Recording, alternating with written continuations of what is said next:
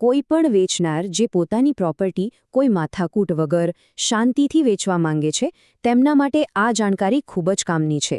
ચાલો એવી 7 ખાસ સાવચેતીઓ વિશે વાત કરીએ જે એકદમ સરળ અને સુરક્ષિત સોદો કરવામાં મદદ કરશે.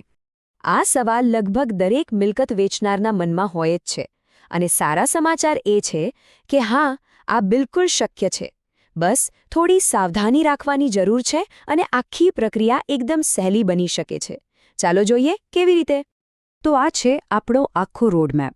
આપણે આ 6 મુખ્ય મુદ્દાઓ પર વાત કરીશું જેથી વેચાણની આખી પ્રોસેસમાં એકદમ સ્પષ્ટતા રહે અને સૌથી અગત્યનું મનની શાંતિ જળવાઈ રહે. સૌથી પહેલાં તો એક વાત મગજમાં બરાબર બેસાડી દેવાની છે. પ્રોપર્ટીનું વેચાણ કોઈ જંગ નથી, એ એક વ્યવહાર છે. જો શરૂઆતથી જ શાંતિ અને સ્પષ્ટતાથી કામ લેવામાં આવે તો મોટાભાગની સમસ્યાઓ તો ઊભી જ નથી થતી. હવે આવીએ સોદાના સૌથી મજબૂત પાયા પર, એટલે કે કરાર. જેમ કોઈ બિલ્ડિંગ સારા ફાઉન્ડેશન વગર ટકી ના શકે, બસ એ જ રીતે કોઈ પણ સોદો એક પાક્કા અને લેખિત કરાર વગર સુરક્ષિત નથી હોતો. તો પહેલી અને કદાચ સૌથી મહત્વની સાવચેતી, પૈસાની કોઈપણ લેવડ-દેવડ કરતા પહેલા એક લેખિત કરાર પર સહી થવી જ જોઈએ. જો મોઢે કરેલી વાતનું શું છે? આજે કંઈક હોય, કાલે કંઈ બીજું, અને પછી એમાંથી જ વિવાદો ઊભા થાય.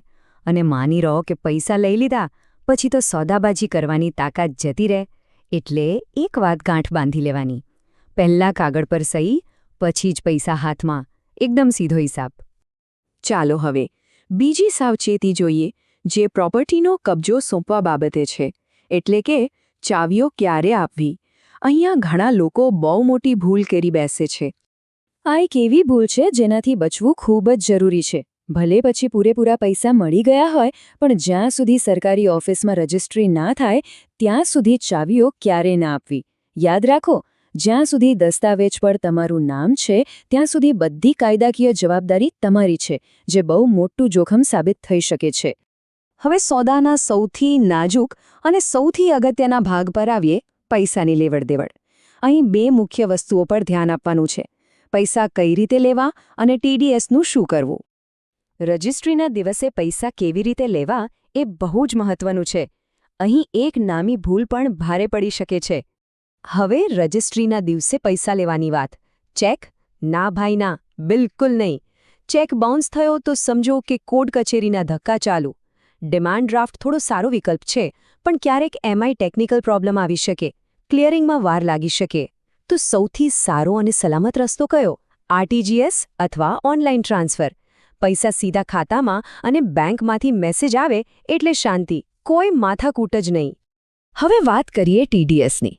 આ કાયદાકીય રીતે જરૂરી છે, પણ ઘણા લોકોને એના વિશે બરાબર ખબર નથી હોતી, જેના કારણે ગૂંચવણ થાય છે. સરળ ભાષામાં સમજીએ તો જો પ્રોપર્ટીની કિંમત 50 લાખથી વધુ હોય તો ખરીદનારે 1% રકમ કાપીને સીધી સરકારમાં જમા કરાવવાની હોય છે. આ જવાબદારી કાયદેસર રીતે ખરીદનારની છે, પણ વેચનારે ખાતરી કરવી પડે કે એ કામ બરાબર થયું છે કે નહીં. જો એ જમા ના થયું તો ભવિષ્યમાં ઇન્કમ ટેક્સની નોટિસ આવી શકે છે. તો ભવિષ્યની કોઈ પણ તકલીફથી બચવા શું કરવું? ખરીદનાર પર આગ્રહ રાખો કે એ તે જ દિવસે TDS ઓનલાઈન જમા કરે. એનું ચલણ તરત જ લઈ લો અને એ ચલણ નંબરનો ઉલ્લેખ વેચાણ દસ્તાવેજમાં પણ કરાવો. બસ, પછી કોઈ ચિંતા નહીં. હવે એક એવી સ્થિતિની વાત કરીએ જેમાં ઘણા લોકો ફસાય છે. જો વેચવાની પ્રોપર્ટીમાં પહેલાથી જ કોઈ ભાડુઆત રહેતો હોય તો? 5મી સાવચેતી આ જ વિષય પર છે. વેચનાર ઘણીવાર મૂંઝવણમાં હોય છે કે મિલકત ખાલી કરાવીને વેચવી કે પછી ભાડુઆત સાથે જ સોદો કરી લેવો. ચાલો જોઈએ કે કયો વિકલ્પ વધુ સુરક્ષિત છે. આ સરખામણી એકદમ સ્પષ્ટ છે. ભાડુઆત સાથે વેચવામાં હંમેશા એક જોખમ રહે છે કે નવા માલિક અને ભાડુઆત વચ્ચે કોઈ ઝઘડો થાય અને એમાં તમારે ફરીથી પડવું પડે. એના કરતાં શ્રેષ્ઠ રસ્તો એ જ છે કે પ્રોપર્ટી ખાલી કરાવીને વેચો.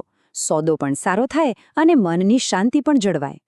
હવે એક એવા ડરની વાત કરીએ જે ઘણા વેચનારને સતાવે છે. જો ખરીદનાર નક્કી કરેલી તારીખે પૈસા ન આપી શકે તો શું કરવું? તો 6ઠ્ઠી સાવચેતી આ જ બાબતે છે.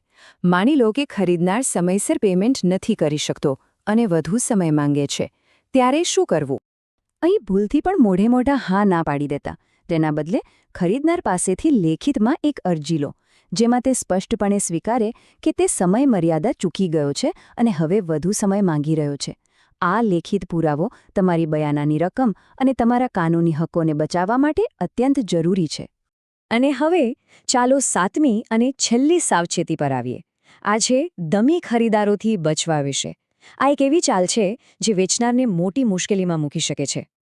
આ જૂની ફિલ્મનું ગીત ડમી ખરીદદારની પરિસ્થિતિને એકદમ બરાબર સમજાવે છે. એટલે કે કરાર પર સહી કરનાર વ્યક્તિ અલગ હોય અને પ્રોપર્ટી ખરીદવાનો અસલી ઈરાદો કોઈ બીજી જ વ્યક્તિનો હોય.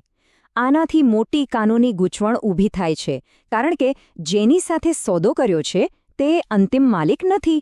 આનાથી પેમેન્ટ અને દસ્તાવેજોમાં ભવિષ્યમાં વિવાદ થઈ શકે છે. તો અત્યાર સુધી આપણે જે કાંઈ પણ ચર્ચા કરી એ બધાનો સાર હવે જોઈએ. એક સુરક્ષિત અને સફળ સોદા માટેના મુખ્ય સિદ્ધાંતો શું છે? ચાલો આ સુવર્ણ નિયમોને ફરીથી યાદ કરી લઈએ. પહેલું, બધું જ લેખિતમાં હોવું જોઈએ. બીજું, પૂરા પૈસા હાથમાં આવે પછી જ કબજો આપો. ત્રીજું, કરારમાં એવી કોઈ શરત ન હોવી જોઈએ જે ખરીદનારને આ સોદો કોઈ બીજાના નામે કરવાની છૂટ આપે. અને સૌથી અગત્યનું, પૈસા હંમેશા એ જ વ્યક્તિના ખાતામાંથી સ્વીકારો જેનું નામ વેચાણ દસ્તાવેજમાં લખેલું છે. આટલું ધ્યાન રાખશો તો મોટાભાગના નાણાકીય વિવાદોથી બચી શકાશે. અને અંતમાં બસ આ એક સવાલ પર વિચારવા જેવો છે. કોઈ પણ પ્રોપર્ટી ડીલમાં પૈસા તો આવે ને જાય, પણ શું મનની શાંતિ એ સૌથી મોટી કમાણી નથી? ઝડપ કરતાં સુરક્ષા હંમેશા વધુ મહત્વની હોય છે.